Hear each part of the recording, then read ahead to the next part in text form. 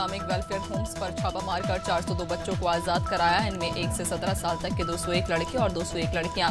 जानकारी के मुताबिक यहां बच्चों का यौन शोषण होता था। ये welfare homes global Ikhwan services and business holdings नाम के एक इस्लामिक बिजनेस ग्रुप का है। इजरायल ने गाजा में मौजूद अल जॉनी स्कूल और 2 घरों पर हमला किया। इसमें 34 लोगों की मौत हो गई और कई घायल हो गए। जानकारी के मुताबिक ये स्कूल नुसीरत शरणार्थी शिविर में संयुक्त राष्ट्र की आपदा कार्य से जुड़ी संस्था का था, जिसमें फिलिस्तीन रिफ्यूजी रह रहे थे। इसमें UNRWA के 6 कर्मचारियों की भी मौत हो गई।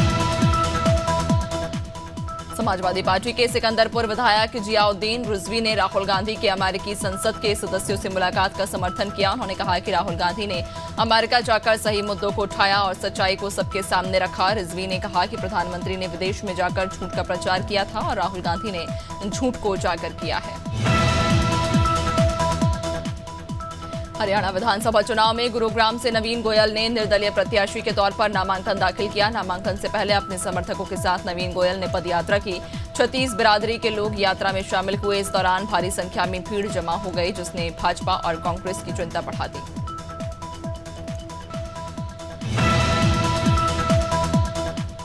आजमगढ़ के फूलपुर कोतवाली क्षेत्र में 5 दिन से लापता किशोर का शव मिलने से हड़कंप मच गया। मृतक हर्षित चौबे पांडे का पूरा निवासी था, सितंबर से लापता था। परिजनों का कहना है कि हर्षित चौबे की हत्या की गई है। पुलिस ने शव को पोस्टमार्टम के लिए भेज दिया। पोस्टमार्टम रिपोर्ट के बाद ही मौत के कारणों का खुलासा हो पाएगा। हसनगंज में ट्रैक्टर ट्रॉली पलटने से एक महिला और एक किशोरी की मौत हो गई है। हादसे के बाद पुलिस ने मौके पर पहुंचकर ग्रामीणों की मदद से राहत बचाव कार्य शुरू किया और 3 घायलों को अस्पताल भेजा। बता दें कि बरादेव गांव में लोग गणेश विसर्जन के लिए जा रहे थे। इस बीच रास्ते में ट्रॉली अनियंत्रित होकर पलट गई, जिसके नीचे दबने से 2 लोगों की मौत हो गई। राजस्थान के करौली में स्कूल बस और बाइक की भिड़ंत हो गई। हादसे में बाइक सवार पुलिस जवान ने मौके पर ही मौत हो गई है। जानकारी मिलते ही पुलिस घटनास्थल पर पहुंची और शव को पोस्टमार्टम के लिए भिजवाया। वहीं आरोपी बस चालक फरार हो गया, जिसकी तलाश जारी है।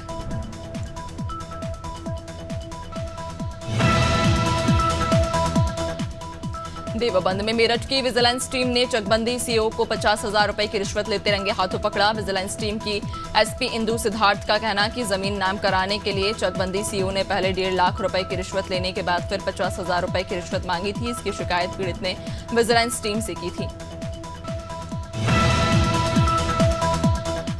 सुल्तानपुर के चर्चित लूटकांड में पुलिस ने 4 और आरोपियों को गिरफ्तार कर लिया। आरोपियों के कब्जे से पुलिस ने करोड़ों की कीमत के जेवरात भी बरामद कर लिए। इस लूटकांड का मास्टरमाइंड विपिन सिंह पहले ही कोर्ट में सरेंडर कर चुका है, जबकि 5 सितंबर को एसटीएफ ने इनामी बदमाश मंगेश यादव को ढेर कर दिया था।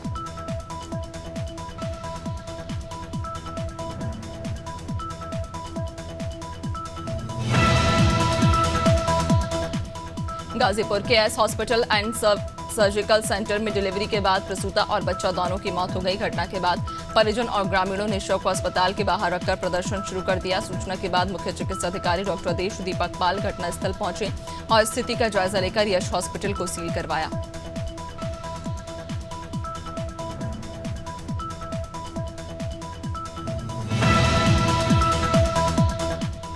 रीवा में 10 माह की मासूम की किडनैपिंग का मामला सामने आया। बता दें कि थाना अंतर्गत बरहट गांव में मां के साथ सोई 10 माह की बच्ची सुबह बिस्तर में नहीं मिली। पूरे मामले में परिजनों ने किडनैपिंग की आशंका जताई। एडिशनल एसपी ने बताया कि पुलिस सरपैलू से जांच कर रही है। पूरा अमला मौके पर छानबीन के लिए मौजूद है। राजनांदगांव जिले के डोंगरगढ़ में नवरात्र पर्व के निविदा प्रपत्र का आवेदन देने को लेकर हाई वोल्टेज ड्रामा देखने को मिला। कांग्रेस और बीजेपी नेता और कार्यकर्ताओं के बीच तीखी नोकझोंक हो गई। विवाद को लेकर कांग्रेसियों ने बीजेपी पर मनमानी करने का आरोप लगाया। सीएमओ ने कहा कि सभी आरोप निराधार, नियमानुसार कार्रवाई की जा रही है। गाजीपुर के प्राथमिक विद्यालय पहाड़पुर में खंड विकास अधिकारी राजीव यादव ने औचक निरीक्षण किया। इस दौरान उन्होंने विद्यालय की साफ सफाई, बच्चों की अनुपस्थिति और विद्यालय की प्रगति के बारे में जानकारी ली। वहीं बच्चों की उपस्थिति कम होने पर प्राचार्य को फटकार लगाई और बच्चों की उपस्थिति बढ़ाने के निर्देश दिए।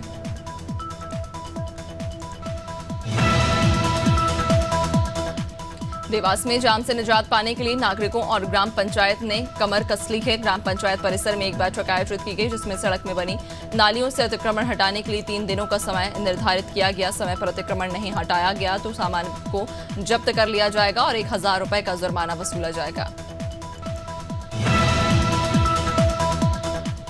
परसवाड़ा में किसानों ने समर्थन मूल्य में वृद्धि के साथ अन्य मांगों को लेकर किसान रैली निकाली और ज्ञापन सौंपा। ब्लॉक कांग्रेस कमेटी के बैनर तले कांग्रेस विधायक मधु भगत के नेतृत्व में रैली निकाली गई। इस दौरान किसानों के धान के समर्थन मूल्य में वृद्धि को लेकर नारे भी लगाए गए। विधायक मधु भगत ने बीजेपी सरकार को किसानों से किए गए वादे को बरेली में डी फार्मा की फर्जी डिग्री देकर करोड़ों हड़पने वाले खुसरो कॉलेज के एमडी और उनके बेटे को गिरफ्तार कर लिया गया। दरअसल खुसरो कॉलेज में साल 2019 से 23 तक फर्जी तरीके से डी फार्मा, बी फार्मा और पैरामेडिकल में 379 छात्रों का प्रवेश किया गया। कोर्स पूरा करने के बाद जब छात्र नौकरी करने पहुंचे तो उन्हें डिग्री फर्जी। भोपाल के बरागढ़ स्थित बोरबान पार्क में सियारों के झुंड से दहशत फैल गई। पार्क के अंदर 8 से 10 सियार। बता दें कि बोरबान पार्क बैरागढ़ का प्रमुख पार्क, जहां बड़ी संख्या में लोग घूमने आते हैं। वार्ड के पार्षद अशोक मारण ने बताया कि लोगों ने सियारों का झुंड होने की जानकारी दी। पार्क बड़ा तालाब के किनारे आगे बैरिकेडिंग है, ऐसे में सियार निकल नहीं पा रहे। सूरजपुर में अधिकारी कर्मचारी फेडरेशन ने मशाल रैली निकाली और अपनी 4 सूत्रीय मांगों को लेकर तहसीलदार को ज्ञापन सौंपा। वेतन विसंगति, महंगाई सहित दूसरी मांगों को लेकर अधिकारी कर्मचारियों ने हाथों में सांकेतिक मशाल लेकर रैली निकालकर अपना विरोध दर्ज कराया। इस दौरान बड़ी संख्या में अधिकारी कर्मचारी मौजूद रहे।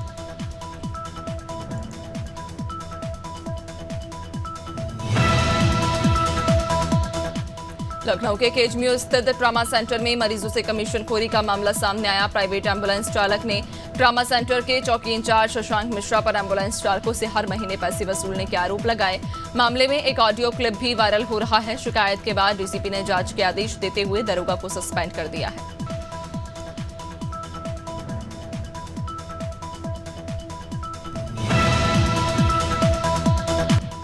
भोपाल के बैरसिया थाना इलाके में एक युवक 11वीं क्लास की छात्रा को अश्लील मैसेज भेजकर कई दिनों से परेशान कर रहा था और बात नहीं करने पर वीडियो वायरल करने की धमकी भी दी थी, जिसके बाद पीड़ित के परिजन ने थाने में शिकायत दर्ज कराई। पुलिस ने एक आरोपी को गिरफ्तार कर लिया है। अन्य आरोपी की तलाश जारी है।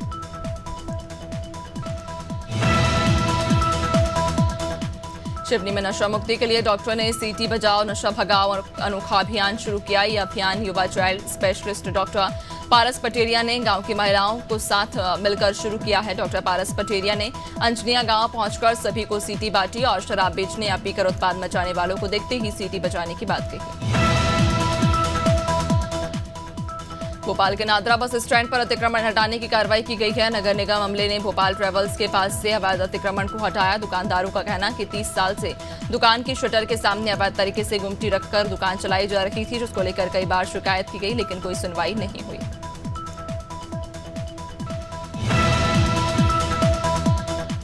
वक्फ संशोधन बिल की खिलाफत के लिए तमाम मुस्लिम संगठन लामबंद हो रहे हैं। सरकार ने इस एक्ट में प्रस्तावित संशोधन को लेकर आम लोगों से सुझाव मांगे हैं। ऐसे में सभी मुस्लिम संगठन देश के मुस्लिम समाज से लगातार अपील कर रहे हैं कि इस बिल के विरोध में ज्यादा से ज्यादा आवाज उठाई जाए। फिलहाल संसद की संयुक्त समिति बिल पर चर्चा कर रही है। सागर के घुघरी गांव का दलदली रास्ता होने से एक गर्भवती को डिलीवरी के लिए घाट पर पक्की सड़क तक लाया जा रहा था। इसी दौरान महिला ने बच्चे को जन्म दे दिया। महिला के पति तेजराम आदिवासी ने बताया, घुघरी गांव से आदिवासी टोला को जोड़ने वाला रास्ता दलदली है। रास्ते पर एक दबंग ने कब्जा कर लिया है और फसल बो रखी है, जिससे लोगों को पैदल निकलना भी मुश्किल हो रहा है। इंदौर में लोग सड़कों के गड्ढों को लेकर काफी परेशान। नगर निगम नई तकनीक का उपयोग कर सिर्फ सीसी रोड के गड्ढों को भरने में लगा। ये नई तकनीक डामर वाली सड़कों के लिए काम नहीं करेगी। सड़कों को लेकर निगम आयुक्त शिवम वर्मा ने बताया कि अभी बारिश के बंद होने का इंतजार किया जा रहा है। बारिश बंद होने के बाद सड़कों का पैच वर्क किया जाएगा। जबलपुर हाईकोर्ट ने माइंटेनिंग एक्ट को डिफाइन करते हुए एक बुजुर्ग महिला के 3 बेटों को कड़ी फटकार लगाई। इन बेटों ने संपत्ति में हिस्सा नहीं मिलने पर अपनी मां की सेवा से मना कर दिया था। हाईकोर्ट ने कहा कि बेटों को यह कोई अधिकार नहीं कि मां बाप की सेवा न करें।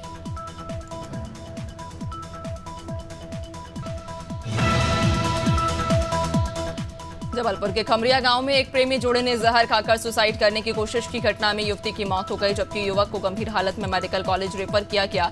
जानकारी के मुताबिक दोनों एक दूसरे से शादी करना चाहते थे, लेकिन दोनों के परिजन इस रिश्ते से खुश नहीं थे।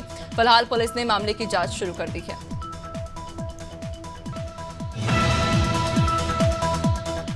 जबलपुर के संजीवनी नगर थाना अंतर्गत अज्ञात व्यक्ति का शव मिलने से सनसनी फैल गई। सूचना मिलते ही पुलिस ने शव को नाले से बाहर निकाला और जांच शुरू कर दी। इस संबंध में टीआई अंजलि उदेलिया ने बताया कि जिले में लगातार बारिश के चलते आशंका है कि अज्ञात व्यक्ति की डूबने से मौत हुई होगी। फिलहाल मृतक की पहचान नहीं हुई है।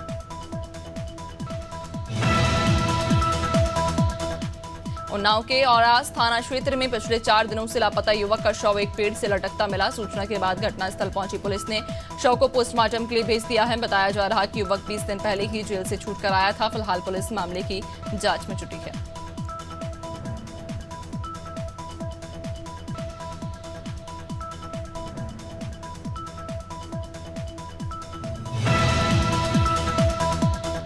बालाघाट के सुरसोड़ी गांव में सड़क निर्माण के लिए रखी राख के ढेर में एक महिला फंस गई, जिसे जेसीबी की मदद से बाहर निकाला गया, जिसका वीडियो सोशल मीडिया पर वायरल हो रहा है। बता दें कि इन दिनों नेशनल हाईवे 543 का निर्माण कार्य प्रगति पर सड़क को पक्का करने के लिए सड़क पर राख बिछाई जा रही, जिसके लिए जगह जगह राख का ढेर लगा हुआ है।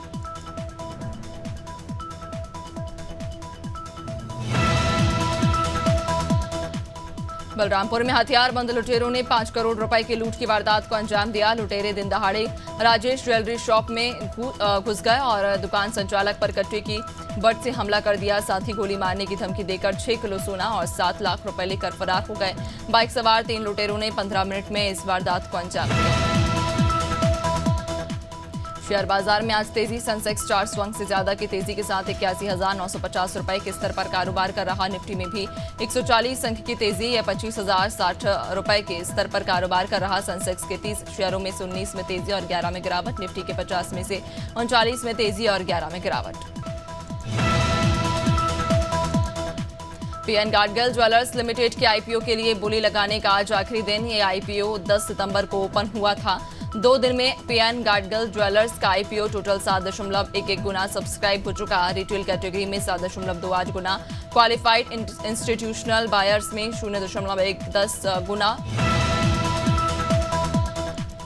भारतीय क्रिकेट टीम इसी महीने बांग्लादेश के खिलाफ 2 मैचों की घरेलू टेस्ट सीरीज खेलेगी। इसका पहला मुकाबला 19 सितंबर से चेन्नई और दूसरा मैच 27 सितंबर से कानपुर में होने वाला है। हिंदू महासभा ने कानपुर टेस्ट को लेकर धमकी दी थी, जिस वजह से वेन्यू चेंज करने को लेकर चर्चाएं चल रही थी, लेकिन भारतीय क्रिकेट कंट्रोल बोर्ड के अधिकारी ने इस बात को नकार दिया।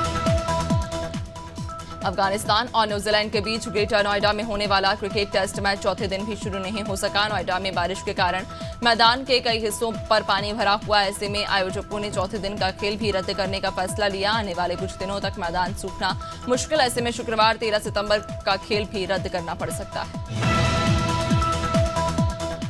ओपनर ट्रेविस हेड की आक्रामक पारी की बदौलत ऑस्ट्रेलिया ने पहले टी20 में इंग्लैंड को 28 रन से हराया। इस जीत से कंगारू टीम ने 3 मुकाबलों की सीरीज में 1-0 की बढ़त बना ली है। सीरीज का दूसरा मुकाबला 13 सितंबर को कार्डिफ के मैदान पर खेला जाएगा।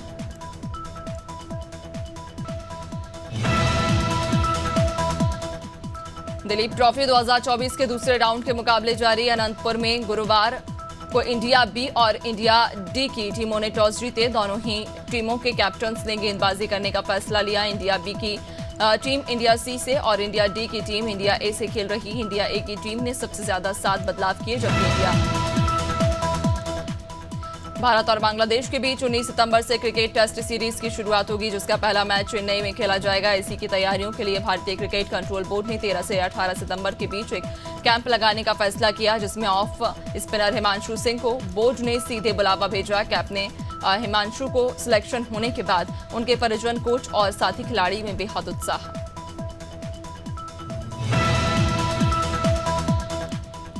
बॉलीवुड गलियारों से 11 सितंबर को एक ऐसी शॉकिंग खबर सामने आई कि सब हैरान रह गए। एक्ट्रेस मलाइका अरोड़ा के पिता अनिल मेहता की मौत हो गई है। पुलिस के मुताबिक उन्होंने छत से कूदकर अपनी जान दे दी, लेकिन उनकी मौत सही मायने में खुदकुशी थी या एक हादसा, इसकी पुलिस फिलहाल जांच कर रही है। तमाम सितारे मलाइका अमृता के दोस्त उनसे मिलने पहुंचे।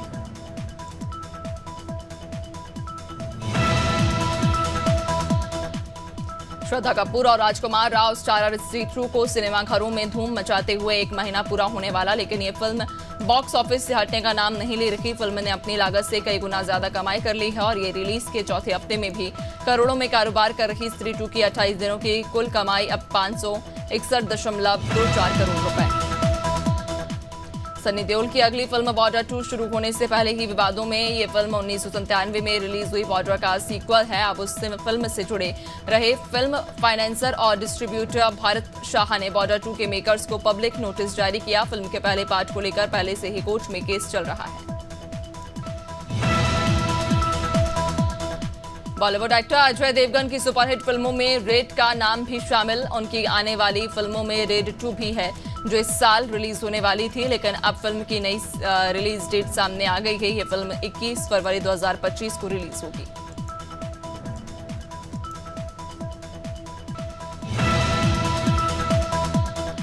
बारिश का सबसे स्ट्रॉन्ग सिस्टम मध्य प्रदेश में छाया हुआ। भिंड में क्वारी, सांक नदी और सिंध नदी खतरे के निशान पर बह रही। इस कारण 50 गांव में अलर्ट। नर्मदापुरम में सेठानी घाट पर नर्मदा नदी खतरे के निशान से 7 फीट नीचे बह रही है। मौसम विभाग ने भिंड, शिवपुरी, अशोकनगर, विदिशा, रायसेन, सागर में अति भारी बारिश का रेड अलर्ट जारी किया। गरियाबंद में लगातार हो रही बारिश से जनजीवन अस्त व्यस्त हो गया है। बारिश के कारण गंगरेल डैम के गेट खोले गए हैं, जिससे महानदी का जलस्तर भी बढ़ गया है। ऐसे में इंटकवेल ऑपरेट करने वाले 3 कर्मचारी नदी के तेज बहाव में फंस गए। सूचना मिलते ही विभाग ने बचाव कार्य शुरू किया और सभी कर्मियों को सुरक्षित बाहर निकाला। मध्य प्रदेश में बारिश का स्ट्रॉन्ग सिस्टम एक्टिव। लगातार हो रही बारिश से नदी नाले उफान पर। ऐसे में जबलपुर में बरगी बांध के 19 गेट खोले गए। इस संबंध में एएसपी सूर्यकांत शर्मा ने कहा कि बरगी बांध के गेट खुलने से ग्वारी घाट, तिलवारा घाट समेत शहर के दूसरे नर्मदा घाटों में पानी का जलस्तर बढ़ गया है। इसे देखते हुए लोगों से नर्मदा तटों से दूर रहने की अपील की गई। मध्य प्रदेश में बारिश का स्ट्रॉन्ग सिस्टम एक्टिव, जिस कारण भोपाल समेत आसपास के क्षेत्र में भारी बारिश का दौर जारी। बारिश के कारण नदी नाले उफान पर। वहीं गंजबासुदा में गंजगाट बेतवा पुल पर लगभग 3 फीट पानी भर गया। साथ ही बर्री घाट पुल पर ही पानी भरा हुआ है। इसमें पुलिस प्रशासन ने बैरिकेड लगाकर दोनों पुलों पर आवागमन बंद कर दिया। इधर छत्तीसगढ़ में लगातार हुई बारिश के चलते नदी नाले उफान पर हैं। सुकमा, बीजापुर से तेलंगाना, आंध्र प्रदेश और उड़ीसा का संपर्क अभी तक कटा हुआ। शिवनाथ नदी का पानी घुसने से 11 गांव जलमग्न हो गए। यहां 30 साल बाद बाढ़ के हालात। राजनांदगांव, खैरागढ़ में बाढ़ प्रभावितों को कैंपों में शिफ्ट किया गया। अगले 2 दिनों में मानसून की गतिविधियों में कमी की संभावना। यूपी के 10 से ज्यादा जिलों में सुबह से बारिश हो रही। झांसी, जालौन में 30 घंटे से लगातार बारिश का दौर जारी। मौसम विभाग ने 6 जिलों में बारिश का रेड अलर्ट जारी किया, तो वहीं 19 जिलों में ऑरेंज अलर्ट जारी किया। बाकी के 50 जिलों में भी गरज चमक के साथ हल्की बूंदाबांदी होने की संभावना। बुधवार को प्रदेश के 57 जिलों में 11.4 में बारिश रिकॉर्ड की गई। बिहार के 18 जिलों में आज बारिश और आकाशीय बिजली को लेकर येलो अलर्ट जारी किया गया। प्रदेश में बारिश का सिलसिला अगले 3-4 दिन तक देखने को मिलेगा। इस दौरान अधिकतम और न्यूनतम तापमान में कोई विशेष परिवर्तन नहीं होगा। मौसम विभाग ने बताया कि बंगाल की खाड़ी से उठने वाले मौसमी सिस्टम की वजह से मानसून में बदलाव होने की संभावना।